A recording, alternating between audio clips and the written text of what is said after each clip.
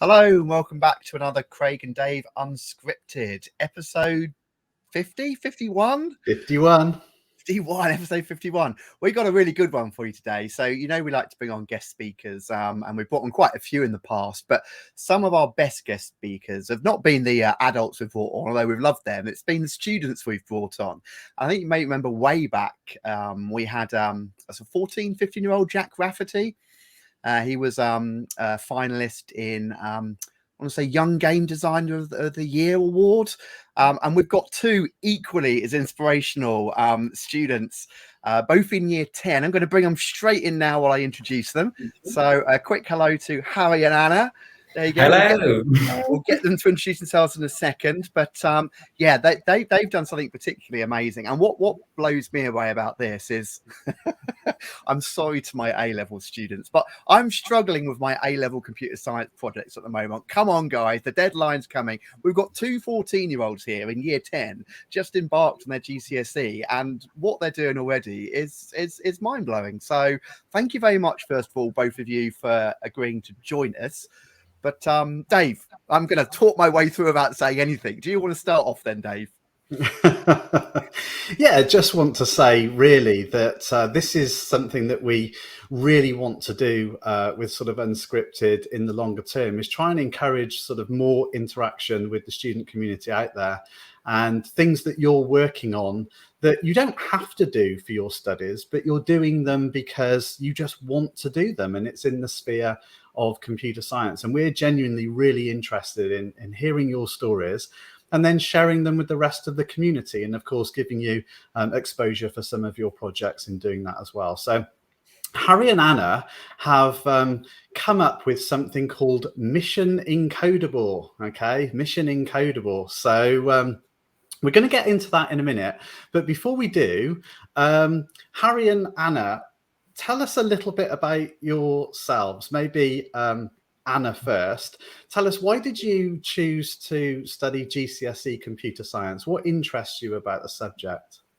Well, I find Python and programming really interesting. I really like being able to get it to do stuff. And I think it's really interesting also, like behind the scenes, like how it's actually working and communicating with other computers. So yeah, it was an obvious choice for me.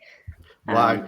Yeah. I've actually found somebody that shares the same passion as me in terms of how does a computer, yeah, and you, but I'm bored of you. How does a computer, actually work? What is actually happening? And some of those things just are mind-blowing, aren't they? When you think that a computer can execute, 3.5 billion instructions a second, and it's like you can't even fathom sort of what that means. It's an alternate reality, isn't it? And talking about that alternate reality, when you're programming, you're sort of god of your own realm, aren't you, is how I like to describe it. And you can make that computer do anything you want, and you can literally create any world that you want, and then you can exist and live in it, and other people can too. And for me, it's just absolutely fascinating. So yeah, it's really lovely to hear, Anna, that you're on the same sort of early steps that I was on at your age. And what about you, Harry? Well, I'd say, yeah, similar to you both, I really find it quite fascinating learning about how a computer actually works, like how this magical machine in front of me is able to sort of process things. I've also always really loved playing computer games, kind of grew up playing them. And I think that's partially why I really love programming so much. You're able to actually make something yourself that is it's really creative. Also, it's so satisfying when you can actually get a computer to just carry out your instructions. And it's almost like wizardry, I think. That's really interesting. It's the one of the founders of Steam. For those who don't know, major gaming platform PC. One of the founders of Steam said a phrase: "The programmers of today are the wizards of tomorrow." He's famous for saying that, and what he means by that is exactly right. With the power of computing and technology, you can almost get a computer to do what you want. If you've got something in your brain, an idea, and you want to become a reality, then if you're determined enough, to fight through those bugs, then you can get the computer to do it. And it's almost the ultimate form of creativity. Sorry, artists and musicians. We've got, it's one of the ultimate forms of creativity. So I really like that. You're right. We are the programs of today are the wizards of tomorrow. So I'm guessing you two obviously weren't introduced to programming when you hit year 10 and started GCSE. I'm guessing you'd been doing it beforehand. So just tell us a little bit before we get into Mission Encodeable, which is what you're here to talk about. Where did your sort of interest in programming start? Was it in year 7, primary school, a parent? Just yeah, either of you, both of you. I think I would say for me, it was definitely in primary school. And I think we got introduced to Scratch, which nearly everyone's heard of now. And I just sort of thought, wow, like this is magical. I can make my own games. And that's really where it all kicked off. So I started making things. And then it was in about year 7, I think, me and Anna started doing some Zoom calls in lockdown just to keep ourselves entertained. We both were very interested in Scratch. So we made a game together called, I think we called it Wake Mania. And it actually got on the front page of Scratch. So that was really cool. And that's what made me want to sort of pursue programming. And since then, I've learned all kinds about sort of web development frameworks and all kinds of other programming languages and cool things that you can do with computers. Brilliant. What about you, Anna? Where did you first start to program? Well, same as Harry, probably in like primary school with Scratch and stuff. And my dad also does a lot of programming. So sometimes we do little projects like Connect 4 or Hangman or something, and that was really fun. And getting it to do stuff that I wanted it to do was really fun. I tell you what, there's a lot of teachers out there these days who I kind of poo-poo the idea of Scratch a little bit. So it's had its day, Scratch, but you know what? It has introduced so many young people to the first exposure. And Jack Rafferty as well, as I said, the young game designer. How did you first into programming? I did Scratch at primary school. It's just something to hook you, isn't it? Initially, like, hang on, if I do this and add that, and then that moves, and then that does that, and that's all you need, isn't it? You need some spark. So obviously, did you both go to the same primary school? You don't need to mention the name of it. No. But you both did. That's brilliant. I mean, it's nice to hear. It's 2 separate primary schools, both introducing programming using Scratch, and you two have grown from there. Right. Any more intro questions, Dave, or should we get on to them telling us about why they're here? No, I just that sort of comment, really, that it's lovely to hear that you were inspired at a young age by your junior school teachers who, wanted to do computer science and Scratch. And there's absolutely nothing wrong with Scratch and, Game Maker and Kodu and all these sort of visual drag and drop tools. They're a perfect introduction to programming because you need that initial spark and interest. So I take my hat off to all those junior school teachers who are not computer scientists, but they can turn their hand to anything, whether that's English or geography, science, computer science, PE, and they are really multi-talented junior school teachers. So it was great that you were introduced there, and also having parents that were able to inspire you in the subject as well is absolutely fantastic. So yeah, let's get on to what we're really here to talk about then, Craig. So what is Mission Encodeable? So Anna, tell us all about it. Well, Mission Encodeable is free. It's a coding resource that has lots of Python tutorials, and it's got lots of like projects and games to make it as interesting as possible. And yeah, I really hope that other people like it because it's taken us a long time. And Harry, if you have anything to add it. I think what you just said there was great. Yeah. So what we tried to do is we tried to sort of take coding and sort of think, how can we make this really fun for people to just like pick it up one day and go, I'm going to learn Python today. And we want to get them sort of making projects. So what we've got in there is, I think, differentiates it quite a lot, is it's got quite a lot of exercises. So like straight away, we've just learned about, I think, print statements it is in Python. You're already starting to make little programs. And I think at the end of the level, you're making like a band name generator and a Mad Libs game. And that's just to sort of give you that instant reward of being able to make something your own and sort of immediately get that sense of making something. Right. Let's take a look, Craig. Yeah, let's take a look. First thing to say, by the way, right, I was getting rid of that "Let's take a look" banner because poor Harry's head had disappeared. Right. First thing, I mean, the website looks so high quality and professional. what was the platform used to make the website? It looks like a WordPress website. Is it WordPress or is it something It's else? not WordPress. No, we've coded it all ourselves, actually. Yeah. It's a cool thing people say when they see it. I think they see that sort of teal and they go, who's kind of helped you with this? But actually, no, we learned to design it all ourselves. So it's all coded in something called React, which is a JavaScript framework. And we've all sort of designed it. See, we assumed that it was all templated and you'd used a tool like WordPress or something similar because it just looks really professional. And, you know, I don't think I'm doing a disservice to students by saying that Craig and I have had years and years of teaching basic web design to students. And what you get is utter rubbish, to be perfectly honest. I mean, obviously we're very polite to students and, you know, we congratulate them on their hard work and everything. Of course we do. We're very, very positive, and, you know, we wouldn't want to put a student down, but we're kind of secretly thinking, yeah, that doesn't look very good at all. And to be fair, even adults, I mean, you've probably been in plenty of assemblies at school where a teacher's put, you know, a PowerPoint up on the big screen in the hall or something, and you just look at it and cringe and think,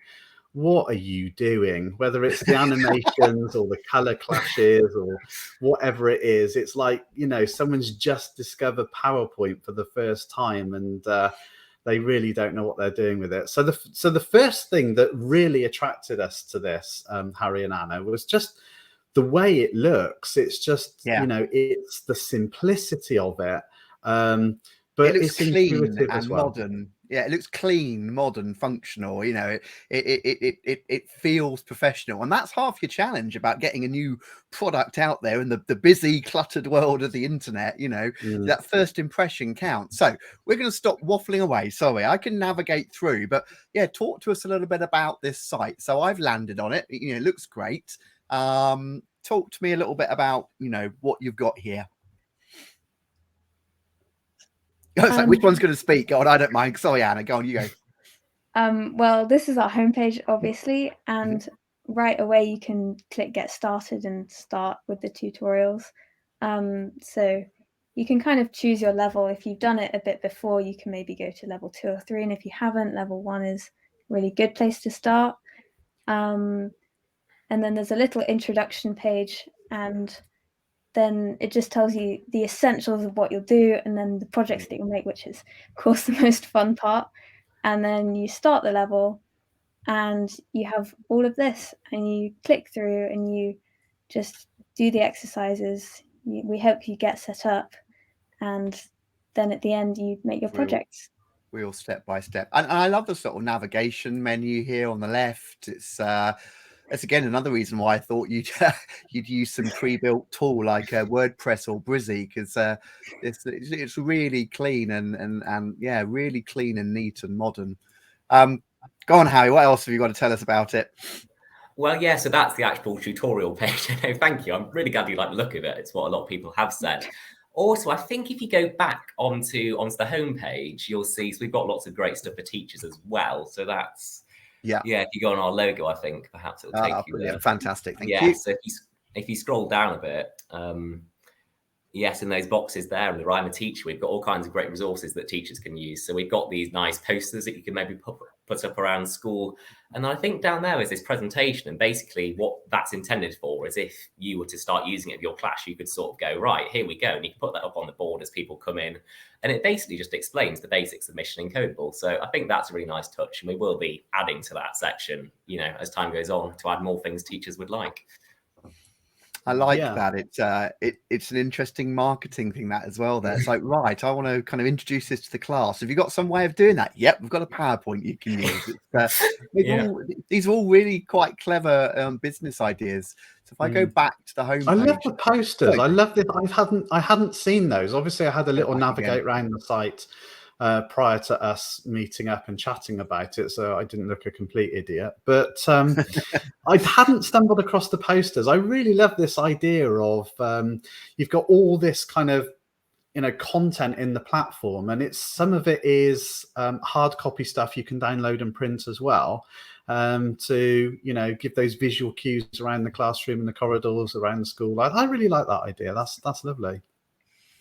Yeah. So talk us through the journey as a student then. So I'm a student, I'm starting my Python tutorials, I'm going for level 1. So Craig clicks on start level. It tells me what I'm going to learn, and then we get into it. And we've got these first few little bits that tell us what Python is and getting set up and getting started. And then eventually I get into learning a bit of content. So if we just click through some of those, Craig, for example, we can learn a little bit about content, what syntax errors are, and how to do a bit of maths in the console. And then we come across some exercises at some point, don't we? So can we find an exercise? Yeah. Here we are, an exercise on variables. So presumably what's happening here is that all the things that I've learned in the previous bullet points that are now orange, I get a chance to kind of have a go at. Is that what's happening here? Yeah, that's absolutely the idea, is that once you've sort of learned a bit, so you don't, because it's very easy, I think, to just read through tutorial and sort of go, yeah, I understand this. And then you get on to actually doing it. And I've watched this happen in our class, and then people go, actually, I have no idea what I just learned. So what this is designed to do is it means you're instantly being quizzed. And if you've forgotten, then you're going to have to go back and relook at it. And then it sort of forces you to actually understand and sort of take in the content and put into practice. Okay. So when we click next there, then, Craig, what happens is it gives me a little thing to have a go at in my IDE. Is that right? Yes. Okay. And so what you're using here for your IDE is REPL, isn't it? Can you click next again, Craig? Can we just go through the process as a student a minute? Here we go. So talk us through this then, Harry. What am I being asked to do here? So here what we're doing is we're showing you how to use Python inputs. So this is another one of the sort of tutorials where it will show you just what you're doing. And it gives you some sort of code snippets to show you like what it should look like. Well, I think it's on, if you scroll down and then click next again, there's another exercise, and that one uses Replit. So I think if you open up that link there, yes, we'll see. So basically what Replit does is it allows us to really put some sort of interactive stuff in there. So students will have to make an account with Replit, and then what they can do with all these exercises is they can click onto them, they can go fork REPL, and what that does is it will make their own copy of it. And then in the comments of the code, you'll see it says like step 1, do this, and then you can run the code and you can see like what the output is and whether it's doing what you expected or not. So that's just that was clever, because and sorry to interrupt, Hi, because until then I thought, okay, no, I like this, but it's purely descriptive. It's pages of descriptive text and exercises, but here you've like got a link to, and you're leveraging the power of Replit, which is already done and works and something independent, but you're able to take your exercise, fire it off, and then into the product. So now the student's got a lot more interactivity. They can actually sort of code along with you, as opposed to just being a sort of read and do this type thing. Yeah, that's absolutely. it. And this is really easy to access as well, because it's online and it's free, and all you have to do is sign up. So it's much easier than like downloading an app or paying for something. So it makes it really easy for students. Yeah, everybody likes free.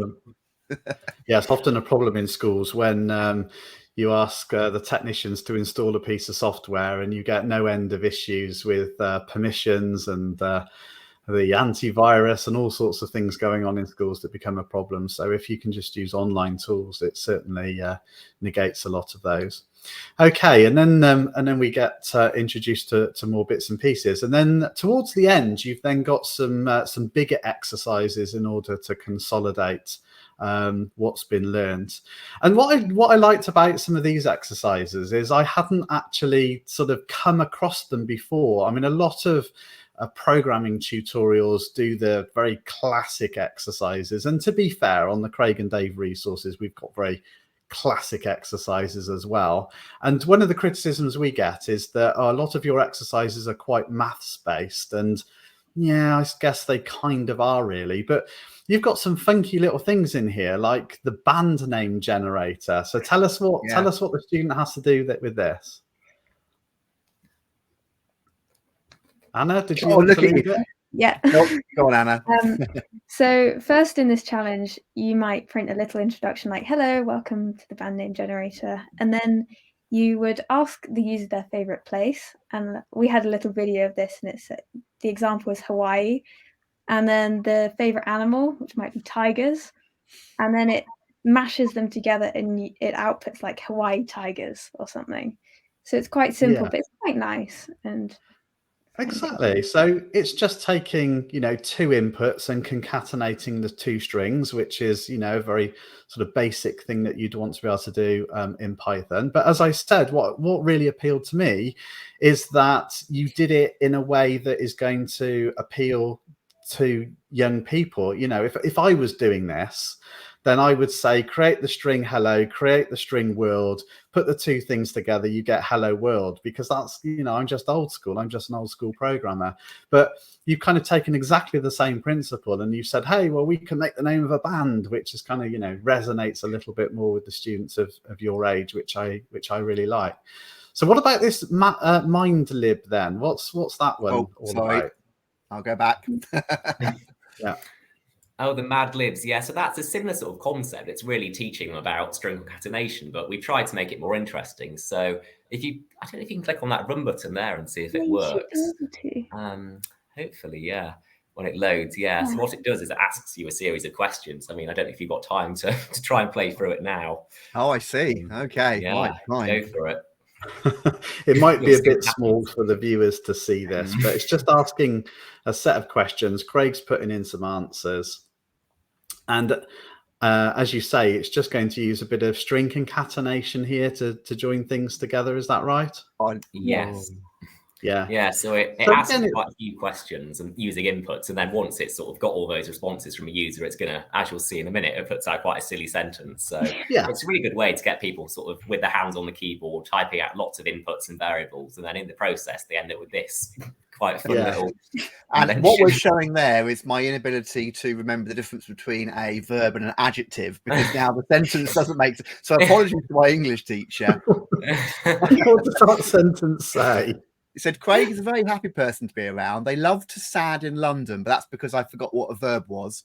Their favourite food is bread, which they eat in a car. There you are. I mean, if I got the verb right, that would have made perfect sense. Yeah, exactly. But it just, again, it just shows how you can take a simple concept like concatenation and make it just a bit more fun. And I really like that. I think that's really nice. And I think that's one of the things about your site is that you're doing things that are it's just a little bit more fun than it otherwise would be. And this idea of silly sentences, and we know what happens in the classroom as soon as you give students an opportunity to create silly sentences and things, and it just it just goes a bit crazy and everyone has a good time. So I really like that. That's good stuff. And so you get to the end and then you get this little download your certificate little thing that you can print out there, which is that's really nice. I like the idea that teachers could the students could print their certificates in class, and then the teacher would have, you know, some folders, and the students can kind of, you know, collect their certificates and see how they're progressing as they're going along and that kind of thing. So really like that. I think this is good stuff, Harry and Anna. I do have a couple of questions about it though. So how have you decided, and you might not know the answer to this and it's fine, but how have you decided the sequencing, if you like? So it's pretty standard that you start with inputs and outputs and then maybe a little bit of concatenation and string formatting, that kind of thing. And then you very quickly want to get onto selection statements like ifs, and then you want to get into loops like fors and whiles and things like that. And I noticed that you introduced lists quite early on. And we would traditionally leave lists till much later because it's kind of considered a harder concept. So I'm just interested in, did you have any ideas about the sequencing of the lessons? Is that built on any prior experience, or how do you decide what the sequence of learning is, Harry? Well, I think roughly it's always, you've got to teach things in a rough order, haven't you? You can't just go straight into teaching object-oriented programming when you haven't shown learners their first print statement. But yeah, I mean, part of it, because we're whole built on projects, basically, is we've kind of taken the projects and gone, well, for this, we need to teach them what a list is before they can actually make it. So really, we're going to have to introduce it here. That's an interesting approach, actually. It's I like this project style. Dave and I obviously produce programming resources for schools as well. And one of the things we're looking at recently is a more sort of lab-based project style approach. And I like what you said. It's like, well, actually, what we're delivering here is a set of projects. Now let's pick out all the skills needed to achieve that project, and they're the ones we'll cover. And I'm assuming what you're trying to do here is introduce more complicated skills in the higher level projects. Yeah, absolutely. The projects have been designed really so they do teach you like certain programming concepts. And I think what's really good about Python, how it's so sort of versatile is it can do so many things. So we've already started writing levels 4 and 5 recently, and you can do all kinds of great things. They're not necessarily going to be on every syllabus, but like web scraping, for example, is something that's really quite fun, I think, for students. So we've got lots of projects where it's that kind of thing. And once you've got the basics nailed with the first few levels, you can really do all kinds of it. So lots of great stuff to come, hopefully. Yeah, so I'm seeing here in the second challenge, the Treasure Island one, now we're doing if else Boolean statements. What's in this third one? And then we've got lists in the third one. So what's your programming experience been like at secondary school, and in particular sort of GCSE? Because I'm guessing, and I might be wrong again about this, but I'm guessing that either the way that you've been taught programming inspired you to sort of do more of it in that style, which is where Mission Encodeable came from, or the opposite of that, which is actually, I don't really, the way we're being taught Python here at GCSE, it can be a bit better than this. I think we'll create something ourselves, and hey, we have Mission Encodeable. So how did Mission Encodeable become a thing? Oh, well, we never want to insult anybody, but I think especially the way that certain syllabuses are designed, it means that people come out of a classroom and they're sort of thinking, like, it would be fun if we made a game. I kind of kept on hearing, and we thought, well, actually, there must be a solution to that, because it should be making games and having fun whilst in the process. So we thought, what we'll do is we'll make the ideal syllabus for students on our website, where not only are you learning the fundamentals of programming, but also you're putting it into practice and making games. And that's what I think makes it quite unique. Yeah, very, very much so. Good stuff. I guess one thing for you. Sorry, Dave, go on. No, I was just saying, Craig. So I guess you've already alluded a little bit. I'll go to Anna. So what's next then for Mission Encodeable? I mean, you've got your first website up there. It's got sort of the 3 tutorials and the the posters and stuff for teachers. Is that kind of like the end of the project? Oh, well, that was fun. We're going to move on to something else. Well, you guys got like tons of ideas for this. Where's it heading? Well, as Harry said, we are proofreading our levels 4 and 5 at the moment. So be exciting to get those onto the website. And we have some bigger projects and stuff as well that we might think about. But also we want to spread the word, maybe email some more schools. I know that we both emailed our schools to see if they'd give it a try, and to send it out on Twitter and get more people knowing. So you're both at different schools, by the way? Yes. We are, yes. Right. So, I mean, one question I meant to ask earlier, but I forgot. But you've just reminded me, Anna. So I'm assuming you've shown this to your own computer science teachers. What do they think of it? Because I know if you were one of my students in year 10 and I saw this, I would have been like, "Wow, this is excellent, guys." I mean, what's the interest been from your other friends in your class and the teachers? Yeah, it has been quite entertaining recently, just showing people it, because we've been working on it for nearly a year now. I think we haven't really told anybody about it, and I'm just like, surprise, look at this. And you have people looking at it and going, did you make that? Who's helped you with this? Was kind of the initial reaction. It's like, no, we've learned all of it ourselves. So people have been really enjoying it, I think, and our teachers were really pleased about it. That's brilliant. So give us a sneak peek then. What's coming in stages 4 and 5? I think you mentioned something earlier, but let's just go back over that again. What's coming in stage 4 and 5? We'll see if you can remember, Anna. I'm not too sure. We have got some fun stuff, I know. Yeah, I think 4 is iteration and like loops and stuff, and then 5 is more like subroutines. And I think 5, the big project is Hangman, which is quite an exciting project. I can remember making that for the first time. It was cool. And but I don't know about the project in 4. I think it might be Guess the Number. So yes, I've just that's pulled up the syllabus. So level 4, we've got a guess the number and a quiz game. So that's teaching topics like iteration. I think we also get importing files in there and dictionaries.